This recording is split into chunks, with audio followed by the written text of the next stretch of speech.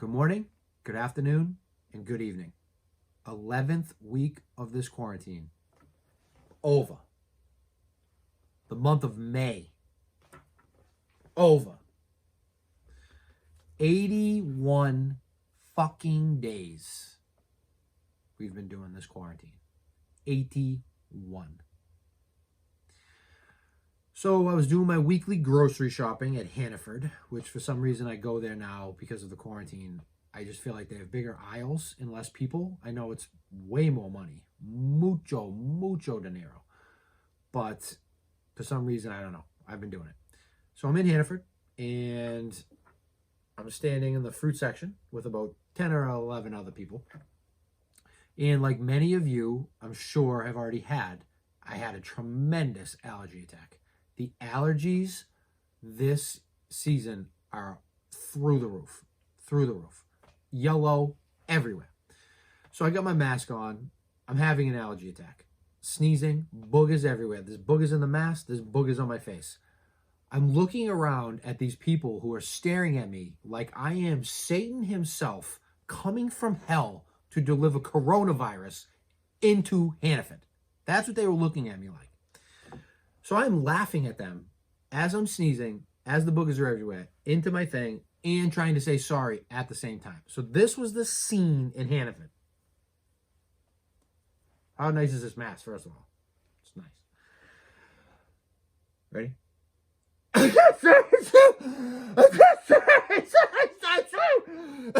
Right? These people wanted to have me committed. So I'm looking at them, and there's only one thing you can do. You just got to ditch the cop. You got to get out of there, right? I'm out of there. Gone. Done for the day. The day is done. It's done. So I get home, St. Megan, sitting at the island. She says, here's the groceries. I explained to her everything what happened. She's very sympathetic to the allergy cause. She looks me right in the eye after I tell her the entire story and says, what'd you do with the cop? And I said, what do you mean? I told you. I ditched it. I had to ditch it right in the aisle. And she looks me right in the eye and just says, well, you're an asshole then. Asshole. Touche. Oh, yeah, by the way, still no swing set, still no deck, and still no pool.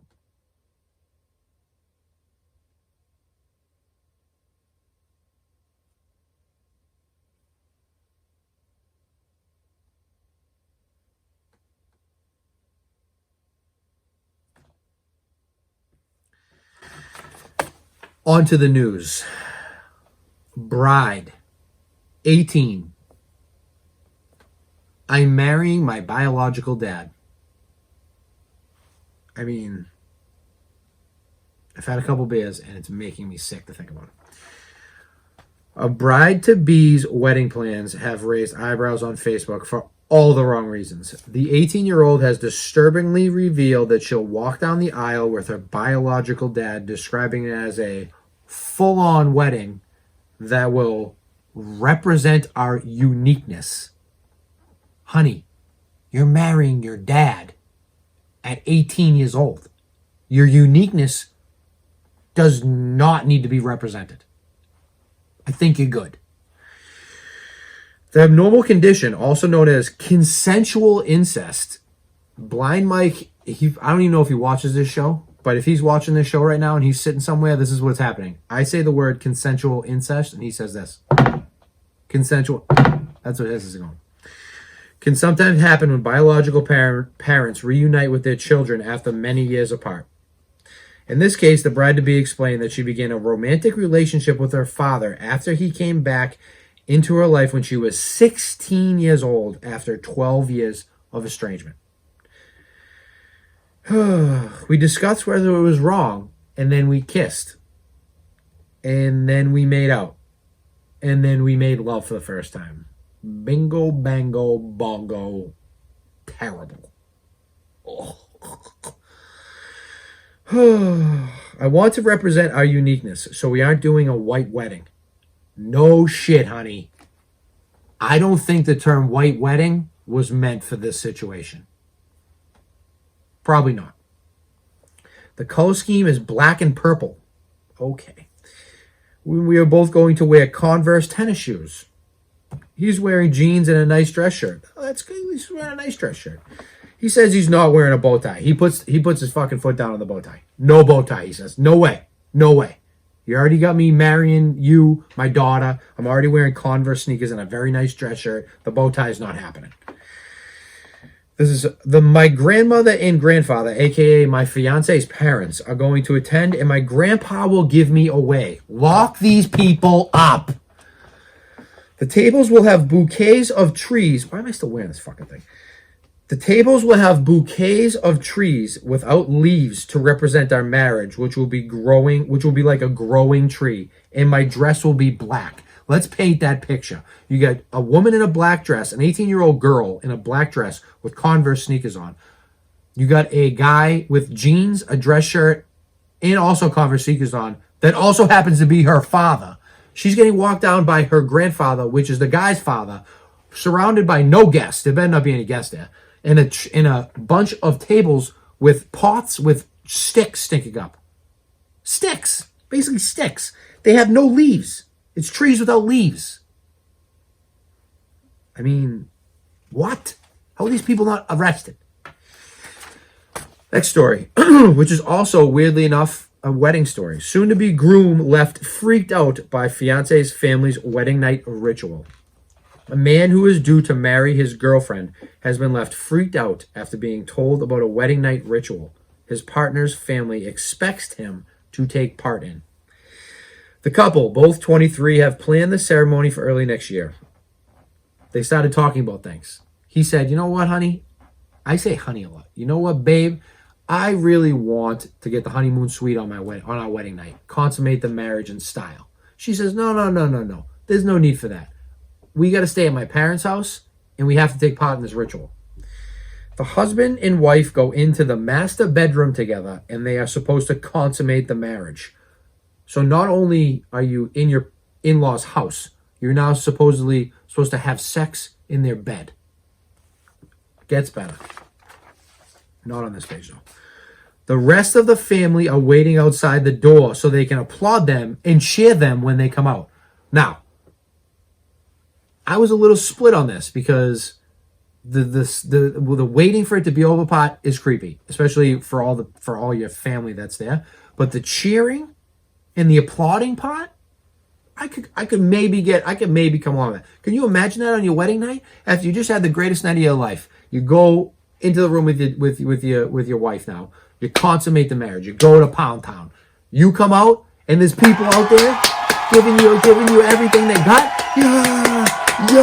I'd be going down. I'd be giving low fives. I'd be giving high fives. I'd be giving elbows. I'd be doing cartwheels.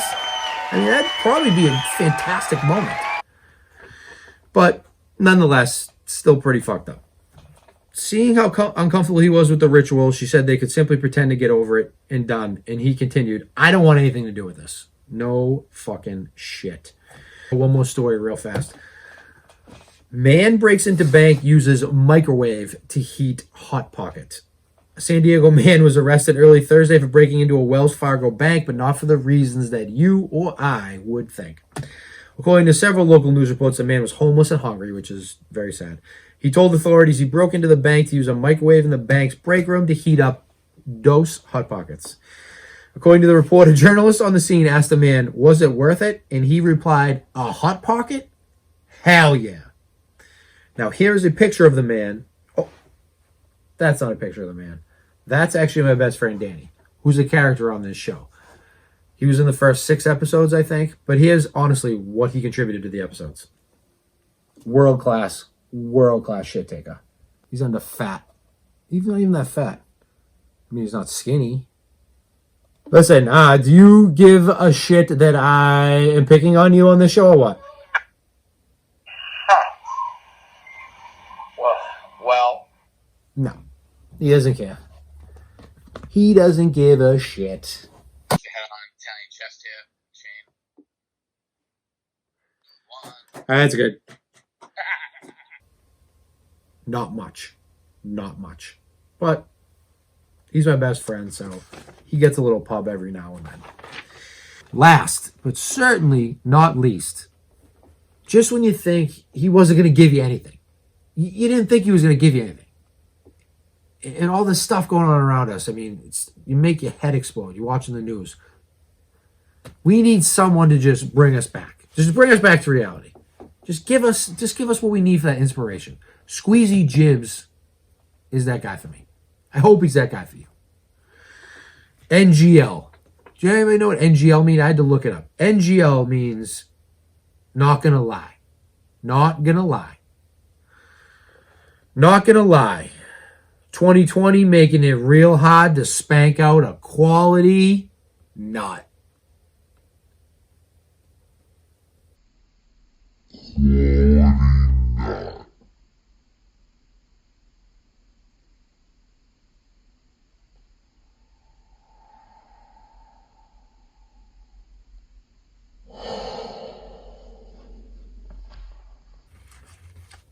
Squeezy Jibs. Squeezy fucking Jibs.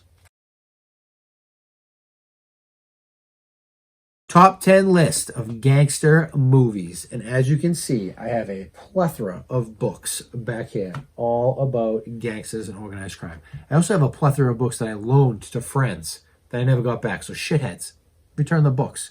I am a mafia savant, a buff. Biff became a buff.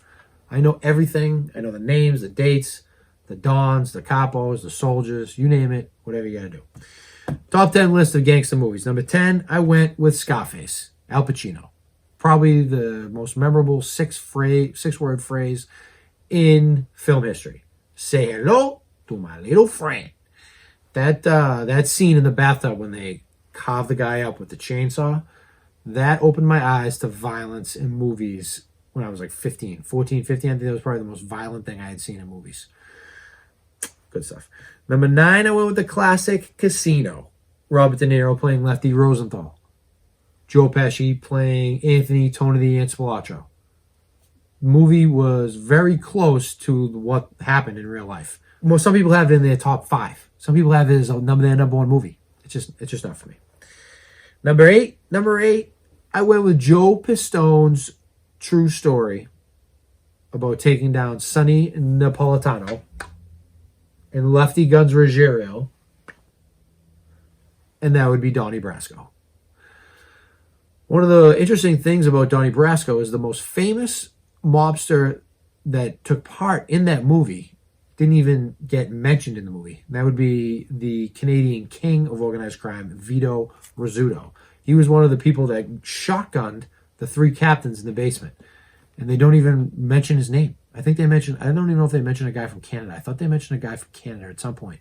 But he was one of the guys. And he ended up doing time for it when Joe Massino flipped the Bonanno boss. The first boss in modern American history to flip rat.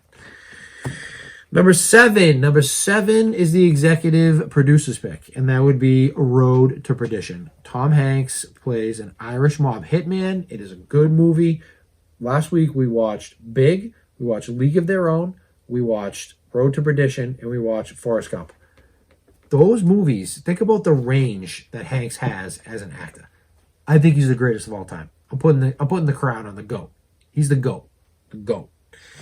Number 6, if I say 5 names to you, 6 names to you, you're going to tell me which one doesn't belong. Andy Garcia, Kevin Costner, Robert De Niro, Sean Connery, Charles Martin Smith. Who doesn't belong? That would be Mr. Charles Martin Smith. The only other movie I know that he's in is American Graffiti, and then I found out that he had a little part in Brady Bunch. The movie is The Untouchables. Awesome story. Elliot Ness tracking down Al Capone. Good stuff. Number 5, I'm going with Godfather 2. Not Godfather 1. Going Godfather 2. I like the story in Godfather 1 better than Godfather 2. It's just my preference. But Godfather 2 is an awesome movie nonetheless. So that was number 5. Number 4 is my 1-2 punch in comedies. Number 4 is a little bit different. It's My Blue Heaven. Me and my friend Kevin, we quote this movie more than any movie that we know. My Blue Heaven, I think, is Steve Martin's funniest movie. I know you can catch shit for that. I don't care. I'm into this stuff, so that's his funniest movie. Rick Moranis. Those two combined, good stuff. Number 3, the 1-2 punch of the comedies continue. That would be Analyze This. Robert De Niro with another one of these movies. He is in the 1, 2, 3. He's in 6 of the top 10 movies. Robert De Niro, Billy Crystal, the Dr. Melfi, Tony Soprano aspect, but male, and just hilarious. The part where he shoots the pillow when Billy Crystal tells him to punch a pillow, and he takes out the gun and whacks it. I laughed 10 minutes after that scene was over. Number 2, I'm going Godfather Un. I like this Michael better than that Michael. I also love Sonny. Sonny is a great character. The scene when he gets shot, when he gets machine gunned at the toll booth, takes 100 bullets, still ticking, tough. And number one, I'm going with the true-ish story, because whatever Henry Hill says, you never know. But I'm going with Henry Hill's account of what happened with Jimmy the Gent Burke, with Paul Vario, and the Lufthansa heist. And that would be Goodfellas. Goodfellas is, in my opinion, a masterpiece of a movie. I could watch it. It's my movie. If you say you can take one movie with you, that's it. There's nothing else you can watch. That's my movie. That's all that needs to be said. That's it. That's all that needs to be said. That's it. This picture right here is actually pretty cool, because this is when they were searching Jimmy the Gent Burke's tavern for bodies after Henry Hill flipped. It's kind of a cool picture. Well, I hope you enjoyed the top 10. The TV show. The TV show will continue with the mafia theme, and that would be Lilyhammer. Mr. Little Stevie Van Zandt is the main character in this show. Silvio Dante himself. It's awesome. It's about an Italian mobster who moves to Sweden and just gets entrenched in their culture. It's good. It's comedy, it's drama, it's crime, it's everything all put together. It's only 3 seasons. It's really easy to watch on Netflix. I suggest giving it a watch. The movie, I will also stick with the Mafia, and that is Mafia. Mafia with an exclamation point. Exclamation point. Jay Moore, Lloyd Bridges. Again, you want brainless, stupid comedies during this time when we're going through all this shit. This is the shit that you gotta watch. This stuff right here.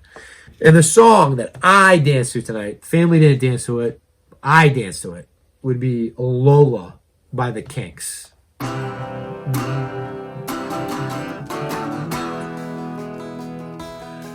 love you all. Thank you for watching. Please come back next week. That's all I got. Love you. Have beer soon. Beers. Walked up to me and she asked me to dance.